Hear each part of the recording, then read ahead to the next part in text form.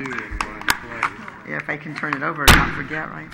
Good evening, ladies and gentlemen, and welcome to the January 16th, 2018 Planning Commission meeting. Roll call, please.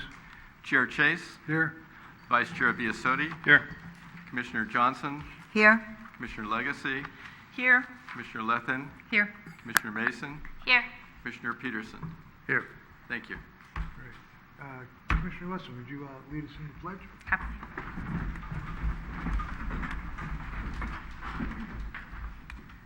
I pledge allegiance to the flag of the United States of America and to the republic for which it stands, one nation, under God, indivisible, with liberty and justice for all. Thank you.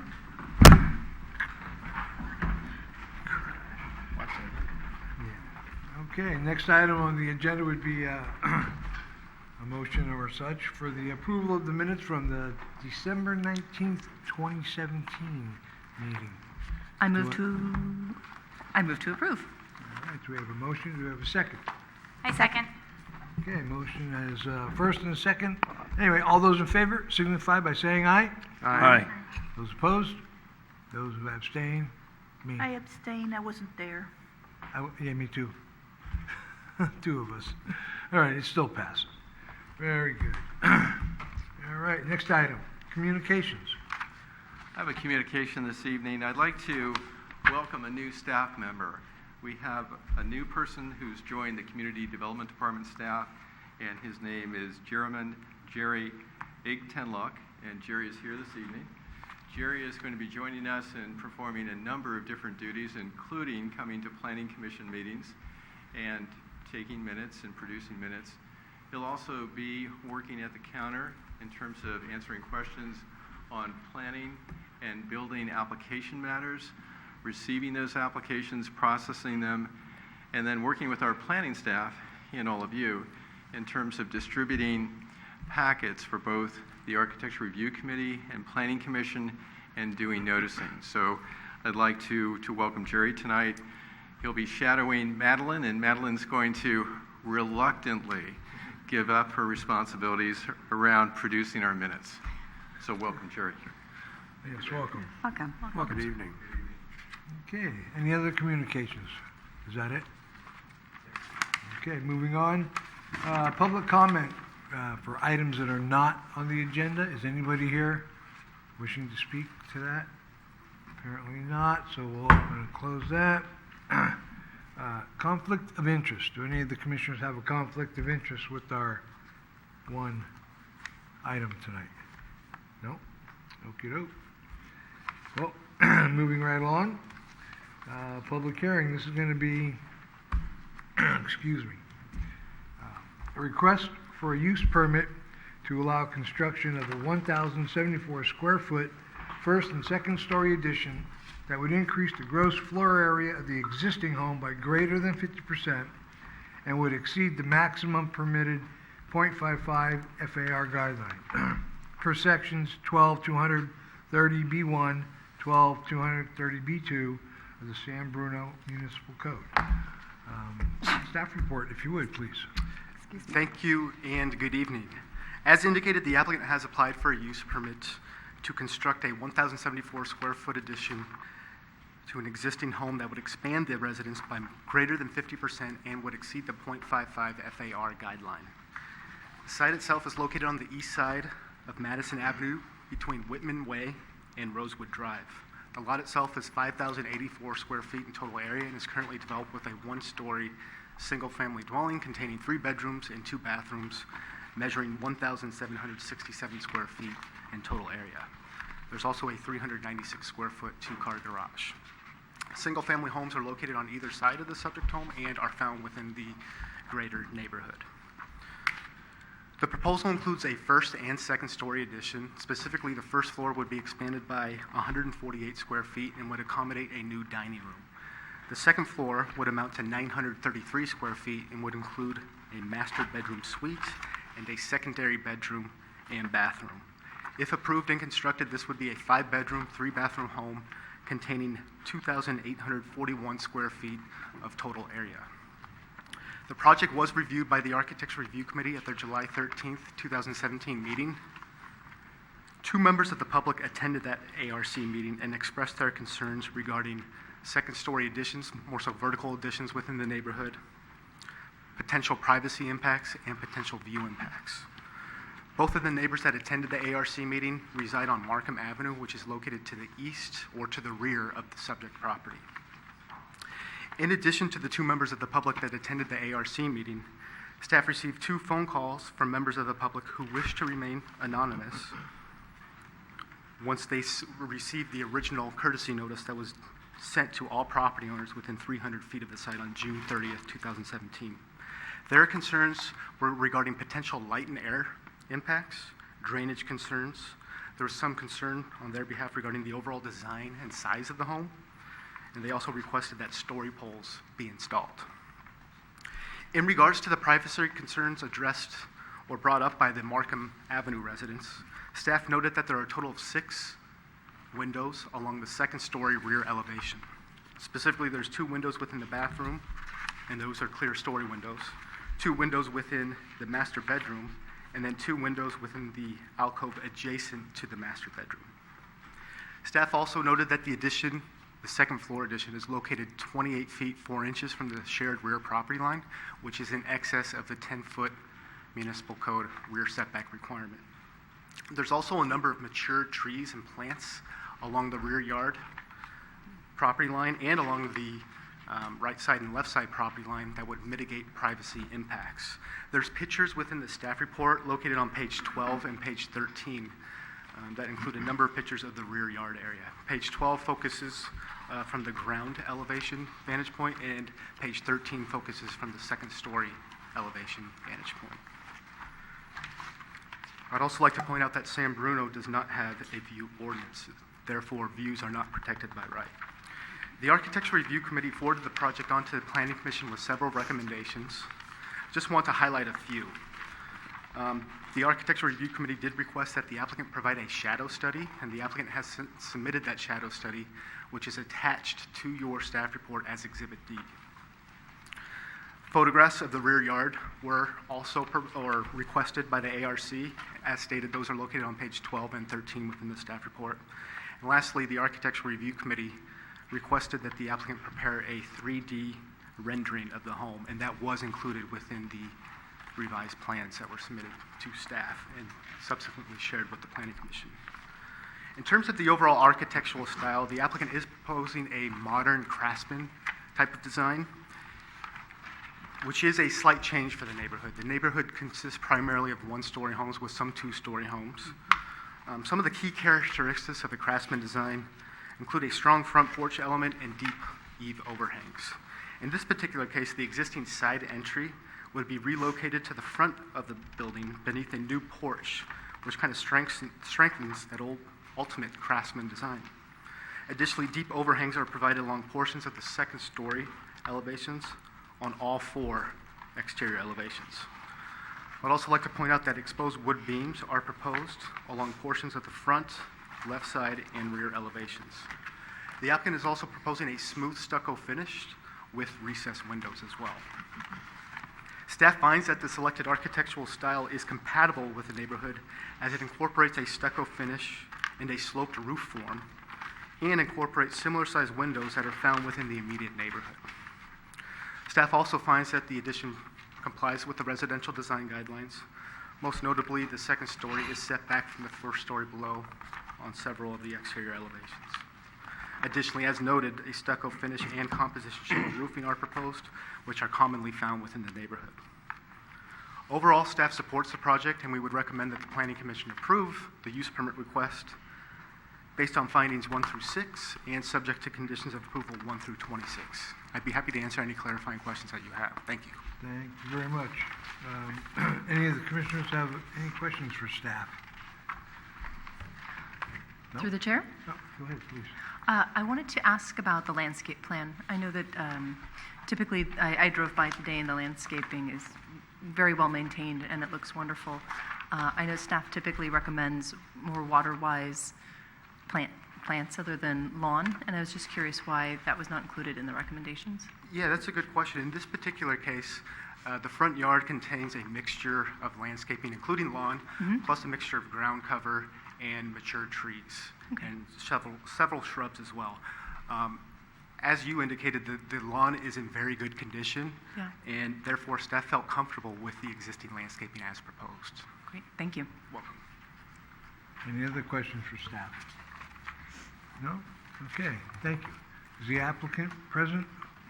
Would you mind stepping to the podium there and stating your name, and if you'd like to give a brief description of your project? Evening, everybody. My name is Kevin Streeter, and I live at 430 Madison Avenue. Brief description of the project. So my wife and I, our family's growing. We've got a 2-year-old son, and we actually just had our second child, a daughter, 6 weeks ago. So that's why she's not here today for the meeting. And as such, we wanted to add some space, and we decided that, in this kind of project, we had the choice between going out and trying to find some horizontal space on the lot, or to go ahead and build up. And we decided we wanted to keep the backyard, have that green space, and so opted for a 2-story remodel. The first story addition is really mostly about making space for the staircase for the second floor. So as Matt noted, we moved the entryway to the front, which gives room for the staircase, but the front right now is the dining room, so we needed to kind of make some space for a dining area. In terms of the overall design, we wanted something that was unique but still fit within the overall feel of the neighborhood. So we chose some of the detailing, the stucco finish, the slope of the roof, elements that we had seen in other homes in the neighborhood. And our architect helped a lot with finding a good balance there. We tried to focus on just also the mechanical upgrades. There'll be new electrical systems, much improvement in things like insulation, where today, this is an older home and is not particularly energy efficient. So I think that's probably all I can say. All righty. Does any of the commissioners have any questions for the applicant? Through the No? chair. Go ahead, Commissioner Biasotti. Thank you for the shadow study. That makes things a lot simpler. And thank you for the 3D image. That really, really looks good. Thank you. Fantastic. Any other questions? Through the chair, it's not a question, it's just a comment. I find the 3D rendering and the facades quite attractive. I think it's a nice project. All right. Any other questions? I do, through the chair. Certainly. I wanted to to also compliment the facade. I think it looks beautiful. I think it's, although more modern, it's in keeping with the neighborhood. And I think also, in driving by, 2271 Rosewood has also been remodeled, and what I think is a similar style. And so I think that it's not out of character at all, Yes. and it We blends have well. some 2271 envy, I'd say. Well, it'll be great. Any other questions? No? Okay, thank you very much. Thank you. All right, at this point, I'm going to open it up to the public for comment or questions or anything. Hello, public? Hello? Nope, there is no public. Open and closed. Okey-doke. I'm going to bring it back to the commissioners for a motion or whatever their pleasure might be. Commissioner Biasotti? Yeah, I would like, just for the record, to say that in looking over the shadow study, it seems to be insignificant as far as impacts. The neighbors asked us to look, or looked, and it seems insignificant, for the record. So noted. Okay, Commissioner Peterson? I'd like to move that the commission approve use permit 17-13 based on findings 1 through 6 and subject to conditions of approval 1 through 26. Second? Okay, we have a motion and a second. Those in favor signify by saying aye. Aye. Opposed? Seeing none? Okay, it passes. And there is a 10-day appeal period before you can do anything. But congratulations on the new baby as well. Yes. And good luck with the students.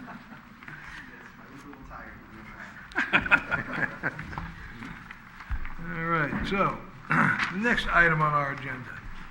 Oh, city staff discussion, our favorite thing. City staff discussion tonight. We're looking for volunteers for the next Architecture Review Committee meeting in February 15th. So if we could get 3 volunteers from the commission, we would appreciate it. Shocking, but true, huh?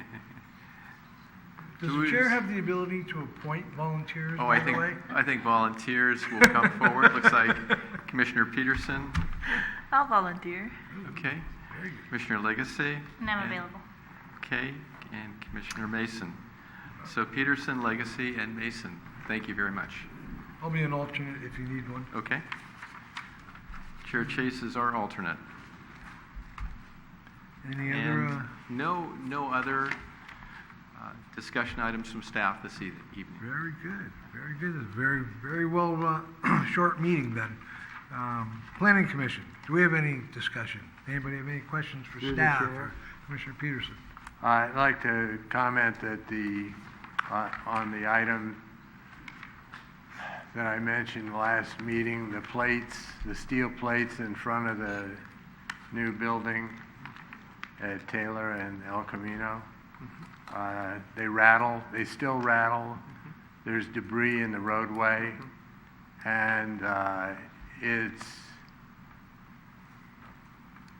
really not well lit.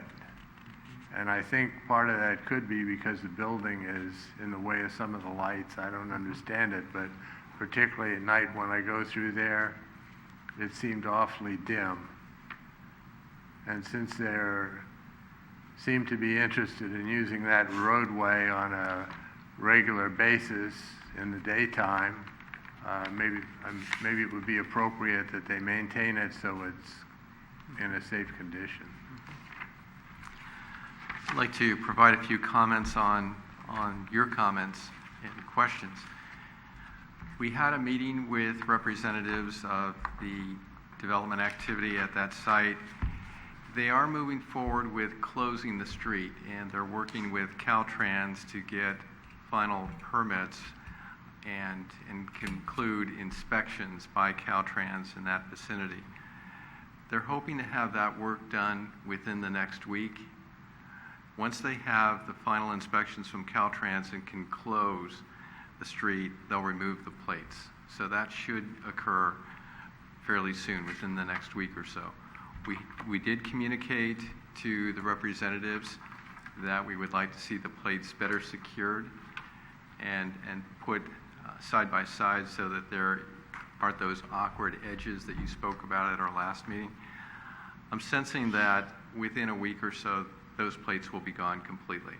Is that because the road will be shut down? No, the road will be enclosed. The below-ground work that they've been doing with Caltrans will be concluded, and they'll be able to close up that portion of the street and remove the plates. Oh, I thought when you said closed, No. the roadway would be I'm closed sorry. to traffic. To I'm clarify, sorry. they would close up the street. They have an opening there. That's why the plates are there. That should be done within the next week, and the Oh, plates great. removed.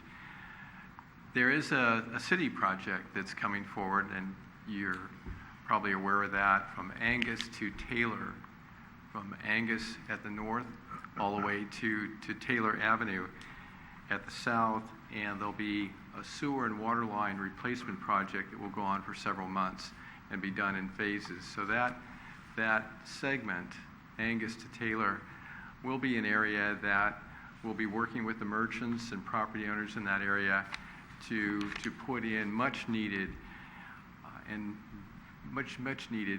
replacement water and sewer lines. We've had some leaks. Some of those lines are very, very old. And over the next, say, 4 to 6 months, those lines should be replaced. They'll do two things: remove antiquated lines and provide adequate capacity for the development and redevelopment that we expect on San Mateo Avenue. So that's a very important project for the city, and we'll work closely with merchants and property owners during this time frame to address issues in terms of circulation, both for vehicles and pedestrians. I heard your concern about lighting, and we'll check in with our Public Works Department in terms of the lighting issue at Taylor and San Mateo Avenue. I think that's the area that you mentioned. So we'll check on that. Part of it may have to do with, particularly at night, there's a large white sign there, and it's got very small writing on it. So if you're driving, it's hard to tell if it's a 2-lane street, a 1-lane street. Is the sign telling you something that's important? So maybe it's that I'm too old to see as well as some of the younger. No. We'll check Maybe. that out. It could be. See? There, I got a vote for that one. Okay, thank you for your comments. Okay, anything else? Through the chair. Yes. This is a more general comment or question, but 2 parts. One is, I believe the address is 532 San Mateo Avenue. I think this business, it's been probably about 2 years now since we saw that they were going to start opening. And I was very excited because we didn't have a bakery in downtown, and nothing has happened. And I'm just curious to know what's going on, if there's anything that, if that's a holdup on the city's end, or exactly what the holdup is. But connected to that, just as a new commissioner, I don't know if this next part is more of something that would be a study session or a presentation by staff to the commission. Sure. But I'd be really interested to know the rules and codes surrounding the businesses in downtown. So some questions I have are all the first floor buildings supposed to be commercial? Are they supposed to have regular operating hours? What percentage of the windows are supposed to be covered, are allowed to be covered with posters, flyers, et cetera?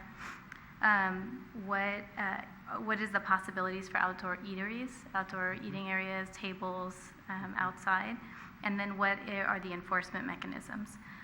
With the 2009 guidelines that we were provided and the Measure N ballot, I know that there's a lot of projects in downtown. The Plaza's in progress. The Isla's going to have their grand opening soon. Taqueria Leon already had their grand opening. It's a vibrant, great restaurant. The end of San Mateo Avenue, it looks like there's going to be a pizza restaurant opening soon. So how can this commission support staff's efforts on the codes and on the enforcement side? And moving forward, I'd just like to better understand what those codes, what those health and safety issues may be in downtown, and how we can improve that so that when all these new businesses are open, we can support the public coming out to visit those. I think what I'd like to do is to give just a brief overview right now, and then come back with a more prepared presentation for the commission to go into a little more detail. The downtown area is covered by the Transit Corridor Specific Plan, as I think all of you know. And in the Transit Corridor Specific Plan, the idea really is to encourage what we refer to as active uses on ground floor. And active uses would translate to retail shops and restaurants and personal service establishments, but really encouraging retail and restaurant activities on ground floor with offices and residential uses above. So that's the concept. And generally speaking, as there's new development and redevelopment in the downtown, we'd be looking for mixed use. So as I said, active uses ground floor, office or residential uses above, and I would say in particular, encouraging residential uses so that we have more people in our downtown area to enjoy our shops, our restaurants, our businesses. We do encourage outdoor dining. We do encourage that. It's important, though, that as there is outdoor dining, that the path of travel is maintained on the sidewalk so that people can move about, whether it's pedestrians or people, say, in wheelchairs or with strollers or whatnot. So that's important to maintain a path of travel. In terms of how much, say, glazing or storefront you can cover with signage, 25% is how much you can cover. We do have sign regulations. Typically, most businesses will have permanent professional signage, and they'll need to go through a process for a sign permit issued through our community development department and meet certain regulations. But in terms of windows, not more than 25% should be covered. As far as overall enforcement, we have code enforcement staff. Presently, the city of San Bruno has 3 code enforcement officers. One of our officers is specifically assigned to the downtown as well as other areas nearby. We have had, as of about a year ago, we had about 20 papered storefronts in our downtown area, essentially from Taylor to the south to San Bruno Avenue to the north, kind of in that stretch. We've been working with those property owners and business owners to really remove the paper coverings to try to bring active new uses to those storefronts, and in any case, try to understand what the issues are around trying to bring a new business into those locations and facilitate that with the business and property owners. We would like to see, and we're working through our building division and community development through code enforcement activities and just working with the property owners to try to bring down those papered storefronts and to make the interiors, the storefronts, look more attractive, even if they're in a transition period, going through a transition from one use to another. So it's not just a papered storefront, but attractive, clean storefront, well organized, and our code enforcement staff has been working in that direction. So those are some of the things we're doing. The TCP, the Transit Corridors Plan, is our base guide in terms of what uses are permitted in the downtown area. So as far as, say, a property owner coming into our staff and saying, what can I do? The TCP is our base guide in terms of what the permitted uses are. We use our zoning code and the TCP in terms of providing guidance as far as things like signs, storefront appearances, etc. As you know, as part of your Architecture Review Committee work, that if there's, I'm going to refer to it as a substantial modification to an exterior facade on San Mateo Avenue, focusing on the downtown. I think, Commissioner Mason, your focus right now at least is on the downtown. If there's a more substantial proposed modification to an exterior facade, there would be a design review requirement, so the property owner or business owner, whomever's involved, would need to work with our staff, propose how the exterior would be modified in terms of improvements to the space, awning, signage, etc. And that would come through our staff, be presented to the Architecture Review Committee for an architecture review permit, and that's required by code for substantial modification as seen from the public right-of-way.